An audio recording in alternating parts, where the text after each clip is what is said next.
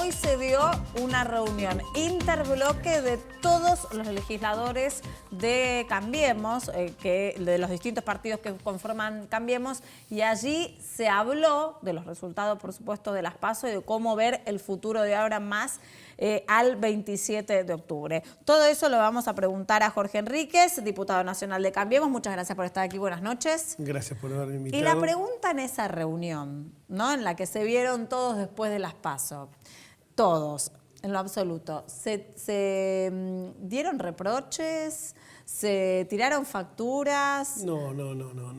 Básicamente, ¿cuál era el ánimo? ¿Lloraron? El ánimo es, en primer lugar, el propósito que tuvo era reunirnos efectivamente después de las PASO, con el sentido que tienen las PASO, primarias abiertas, simultáneas y obligatorias. No se eligió absolutamente nadie. Sí. No hay diputados electos, no hay senadores electos, no hay gobernadores, no hay presidente y vice. Obviamente el resultado tiene una significación política importante, no lo vamos a negar, pero también nosotros pensamos que en un país donde la necesidad de realizar elecciones primarias estatizadas, porque antes los partidos políticos resolvían, yo vengo del radicalismo, puertas adentro. Las primarias Claro. Puertas adentro, de acuerdo al método que cada partido quisiera implementar. Por caso en algún momento el UCD inventó unos papelitos de colores porque querían que fuera uninominal. O el propio Partido Justicialista en el 88. Ustedes fíjense que solamente hay 8 millones de personas que se encuentran afiliadas a partidos políticos. Votaron el domingo, estaban en condición de votar 33 millones el otro domingo. Que la tercera fuerza política en cantidad de afiliados, hace mucho tiempo que no se presenta elecciones. ¿Saben cuál es? El Frente Grande. Ahora, ¿podrían No haberlo existe. resuelto en la Cámara de Diputados, sacar las PASO si eran un gasto y todo esto que Es no sabemos? cierto que lo podríamos haber hecho, es cierto que también ya ha lanzado un proceso electoral y va a haber un cuestionamiento muy fuerte porque No, iban a decir... no este año, pero el año pasado. El año pasado yo y varios diputados, no quiero ser autorreferencial, impulsamos un proyecto de estas características, pero nos decían de que en muchos casos había fuerzas políticas que decían que las PASO eran ordenadoras de las propias internas. Ahora, yo no creo que sea tan ordenador algo que a mi juicio es inconstitucional, porque yo no puedo intervenir en la interna del partido político de Romina, por ejemplo, ni ella en la interna del partido político mío. Entonces me parece que esto es... de Gisela, perdón.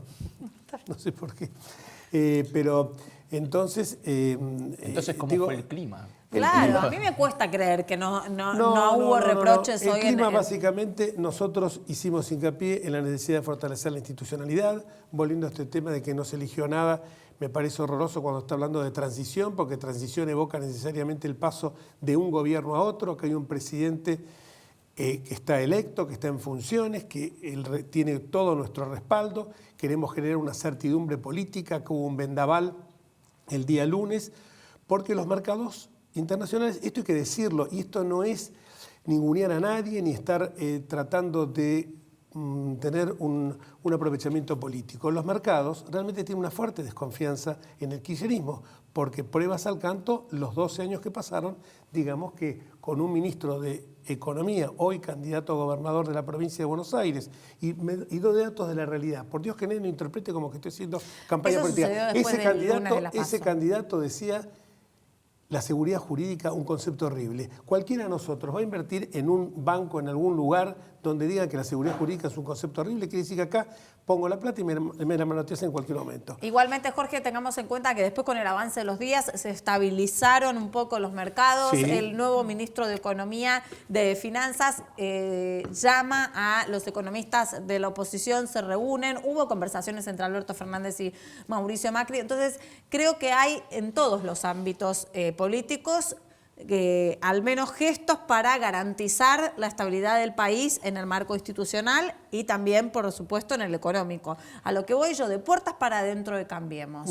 ¿Cuál es la sensación? ¿De pérdida o de que pueden llegar a dar la batalla? No, la sensación que tenemos nosotros, repito, hubo un resultado de unas elecciones que no decidieron nada, y que nosotros estamos convencidos que este resultado se puede revertir. Y estamos convencidos porque tenemos números claros, y yo hoy estaba justamente a cargo de estos números, y decía que nosotros en las PASO del año 2015 obtuvimos 6.700.000 votos. En esta oportunidad obtuvimos 7.800.000.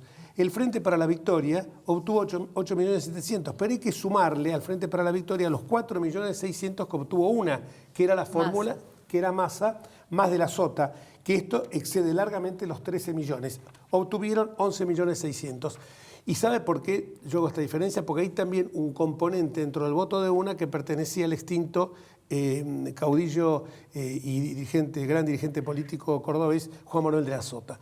Entonces, los números son prácticamente iguales a ese entonces. Nosotros entendemos que esto se puede revertir porque hay 4 millones aproximadamente personas que no votaron y que seguramente van a votar en las PASO.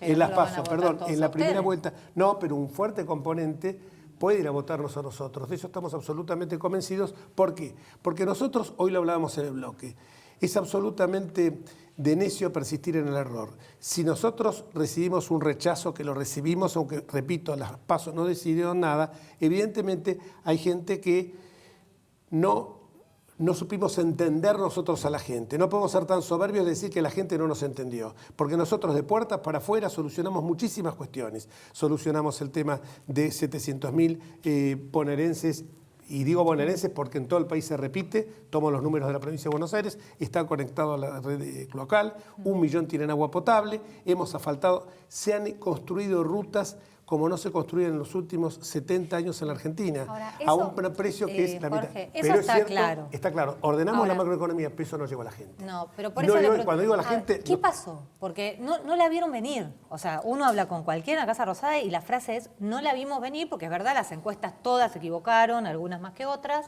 pero más allá de eso, ¿qué es lo que pasó? No creo que ustedes valoraron mucho más las obras, que son importantes, a que la gente a lo mejor no llegaba a fin de mes. O sea, esto de, sí, tiene cloacas, pero abría la heladera y no había nada. Digo, ¿qué fue lo que no vieron? Es cierto, nosotros no es que no vimos, nosotros realmente pensamos que estábamos sentando las bases cuando llegamos. Acá se cometieron muchos errores y es la hora de decirlo. Acá, así como Mauricio Macri, cuando asumió en la ciudad de Buenos Aires, mostró un video de 3 minutos donde exponía el estado lamentable en que estaba la ciudad, acá porque hubo un asesor ecuatoriano que dijo no hay que tirar mala onda, entonces no se mostró el estado real en que se encontraba el país. El país no tenía bases, estábamos en un pozo, el subsuelo de la tierra. En el subsuelo de la tierra. Empezamos a construir, claro, lo de arriba nunca se ve, como tampoco se veían las obras que hacía Mauricio cuando estaba con el tema del arroyo del Vego, del Maldonado, que tardaron 3 años. Y a la gente no se le mintió, no se le dijo en un año no se inunda más. Cuando Mauricio Macri dijo en la ciudad que el arroyo Maldonado, que la gente que vivía en Cabildo y Monroe se iba a seguir inundando, a todos nos pareció un horror, pero era hablar con la verdad. Es cierto lo que vos decís, Giselle, es cierto que no llegó a la gente, es cierto que también empleamos un gradualismo que no lo empleamos nosotros por decisión, sino que fue por una imposición real. No podíamos a esa cantidad de gente que era carenciada sacarles de golpe y porrazo los planes de ayuda social. Nosotros del gasto primario, lo he dicho acá y lo vengo sosteniendo siempre, durante toda la etapa kirchnerista el 63% del gasto social, del gasto primario era el gasto social. Nosotros le damos al 73% y en el último año al 75%, pero es cierto que esto no llegó a tener un consumo como hubiera sido, o sea, siempre nosotros decimos, durante el kirchnerismo a lo mejor los problemas de puerta para afuera no se solucionaron, pero sí de puertas para adentro. Pero hoy la madre, que tiene un hijo que vive en el conurbano bonaerense, sabe que no va a ser su hijo soldadito de la droga, sabe que estamos combatiendo a los narcotraficantes. Y en ese sentido mencionó el tema del impacto en los mercados. ¿No cree que también de algún modo el mercado cree que el modelo ya se agotó y justamente mencionando el gasto social, se elevó el gasto social, que es un gasto que está indexado y que hace inviable de alguna manera la economía en la Argentina? ¿No son responsables también el gobierno de este golpe para los mercados? No, nosotros no consideramos eso. Nosotros, y pruebas al canto, es que nosotros veníamos con una baja de inflación en forma constante. El índice de confianza del consumidor de la Universidad de Itela, que es justamente la que más se acercó en las encuestas cuando dijo que perdíamos 43 a 37, el índice de confianza del consumidor venía creciendo, la economía venía creciendo muy, porque no creemos en los relatos épicos y en esos saltos bruscos que hace la economía, porque después a grandes elevaciones, grandes profundidades, no creemos en eso. Entonces, realmente pensamos que no, que los mercados, que evidentemente, y no le vamos a echar la culpa, porque los mercados responden a las situaciones fácticas, y a una situación que el domingo ganó, el domingo 11, un gobierno que hoy está dando muestras de moderación. Ganó un gobierno, de vuelta. Ganó un precandidato a presidente de la República que hoy está dando muestras de moderación, pero que evidentemente O sea, que ganó con mucha amplitud. yo quiero creer, pero claro, yo cuando veo que está atrás quien durante muchísimo tiempo no nos consideraba adversarios sino enemigos, empiezo a tener y cuando mismo en la campaña veo que a una investigadora se le dice quédate tranquila que como no va a dar problemas, se está descalificando una persona, cuando veo que el intendente Esteban Echeverría, Fernando Gray, minimiza unos casquitos que son balas que iban dirigidas o que por lo menos fueron algo amenazador respecto de la gobernadora María Eugenia Vidal, o cuando veo que se dice Bullrich al paredón, se escribe. Entonces, a mí eso realmente me pone mal. Veo sí, por el otro lado, el gesto de Alberto Fernández, que fue muy claro, el hecho de querer tener una conversación con el presidente, porque evidentemente acá... Abrir el canal de diálogo. Acá si nos va mal, nos va mal a todos. O sea, acá no hay algunos que se van a salvar y otros no. Está la patria en juego, está la República. Le hago una pregunta que comparativa. para mí es importante. Una pregunta comparativa con los números. Los números de Macri en las PASO son similares a los del 2015, los de Vidal. Son mayores. Los de Vidal incluso en las PASO son similares a los de 2015. ¿Por qué la reacción tan catastrófica del oficialismo el mismo día de las elecciones al conocer los números, si fueron mejores que los de 2015?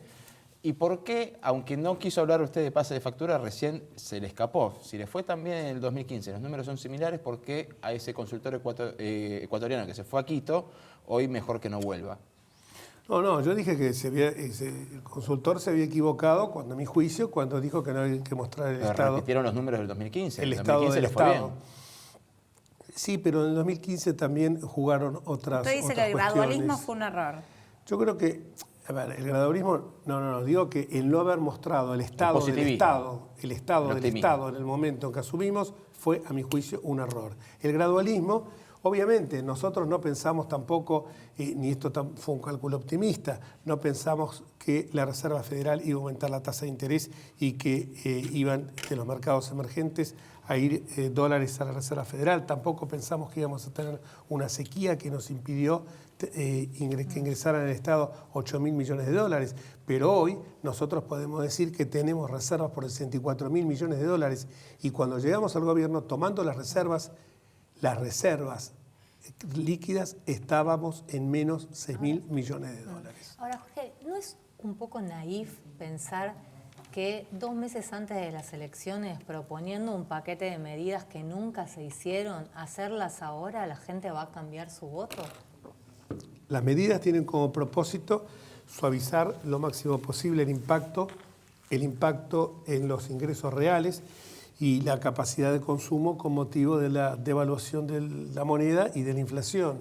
Creo que esto se alivia a los sectores más postergados. Estas mismas medidas son las que proponían los diputados de la oposición y son las mismas que tienen consagradas en sus plataformas políticas las otras fuerzas por caso Consenso Federal, por caso somos Frente de Todos. Frente de Todos. Yo creo que esas medidas, igual nosotros estábamos ya viendo que, porque no somos necios, repito, y esto que fue el sacudón, que fue que, como decimos siempre, las urnas dejan un mensaje y hay que saber escucharlo. Nosotros estas medidas ya estábamos estudiando su implementación. Incluso en muchos lados, en muchos momentos, se habló, y ustedes se acuerdan perfectamente bien, de tratar de congelar las tarifas. Hoy estamos dando todas estas medidas que hemos adoptado.